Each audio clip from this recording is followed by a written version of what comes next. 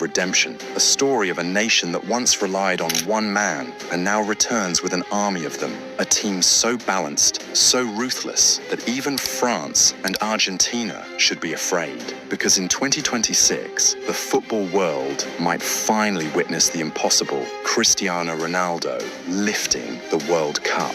And if you think that sounds crazy, wait till you see the evidence, because this Portugal is nothing like the one you remember. Stay till the end, because by the time this video is over, you'll believe it too. Let's rewind. Portugal has always had talent. From Figo and Deco to Ronaldo and Pepe, they've produced legends, but there was always something missing: consistency, depth, balance. In 2006, they came close. In 2016, they shocked Europe, winning the Euros not through domination, but through resilience. And then came 2022, a World Cup that should have been their breakthrough, but ended in heartbreak. Morocco sent them home. Ronaldo walked off in tears, and the world thought that was the end of Portugal's golden age. Fast forward to 2026, and Portugal's squad is terrifying. Let's talk about the foundation first, the defense. At the back, you've got Rúben Dias, the warrior leader, calm, commanding, and impossible to dribble past. Next to him, Antonio Silva, young, fearless, and technical.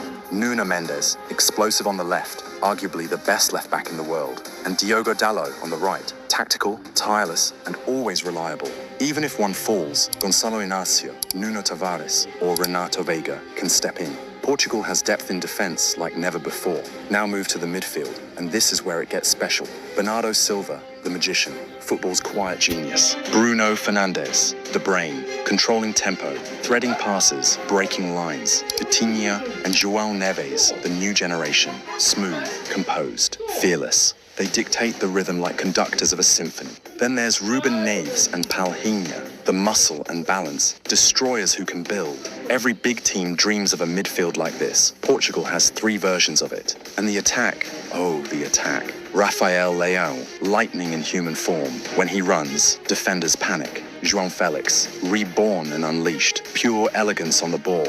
Pedro Neto, fast and direct. Francisco Conceição, unpredictable and fearless. Gonçalo Ramos, the poacher who lives for big moments. And of course, Cristiano Ronaldo, the symbol, the captain, the eternal threat. But it's not just about names, it's about what these names represent. Speed, intelligence, versatility. Portugal can play possession football or counter like lightning. They can dominate or destroy.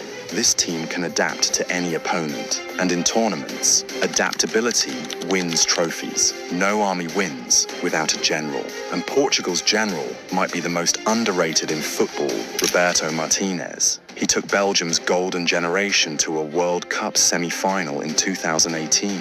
He's faced Brazil, France, and England, and knows exactly how to manage pressure. But the difference this time, he finally has depth. With Belgium, he had a brilliant starting 11, but little beyond it. With Portugal, he has a squad. He can rotate between systems effortlessly. He's turned Portugal from a side that relied on emotion into one that plays with structure and calm. Now, under Martinez, every player knows their role. Every substitution makes sense. This Portugal is organized, ruthless, and patient. And that's the kind of team that doesn't just win matches, it wins tournaments. Now let's talk about the heartbeat of this story, Cristiano Ronaldo.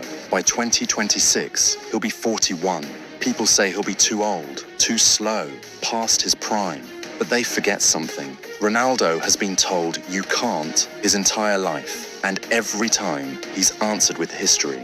He doesn't need to play every game.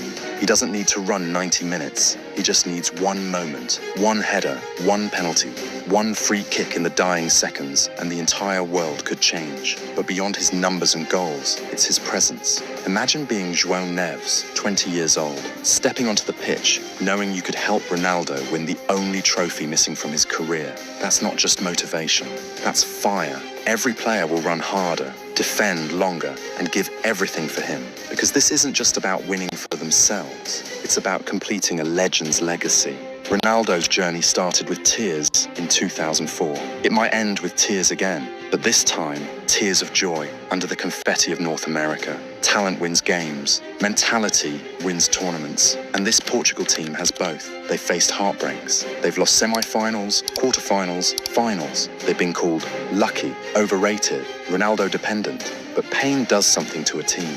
It forges steel. They've learned from their mistakes, from 2018's collapse, from 2022's disappointment. Now, they come with balance, experience from veterans like Ronaldo and Bernardo, and fearlessness from the new blood like João Neves and Antonio Silva. And don't forget, Portugal knows how to win trophies. They've done it in 2016 and 2019.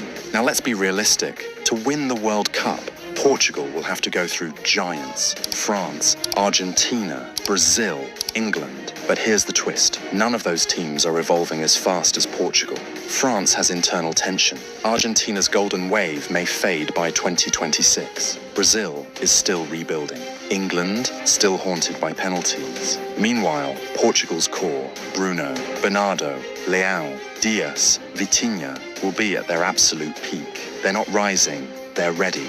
And if football has ever rewarded a team for balance, timing, and hunger, 2026 might finally be Portugal's turn. So when that final whistle blows in 2026 and the confetti falls over the stadium in North America, picture it. Bruno lifting Ronaldo in tears, Leão smiling, Martinez clapping from the sidelines, and Cristiano, 41 years old, holding the World Cup in his hands. That image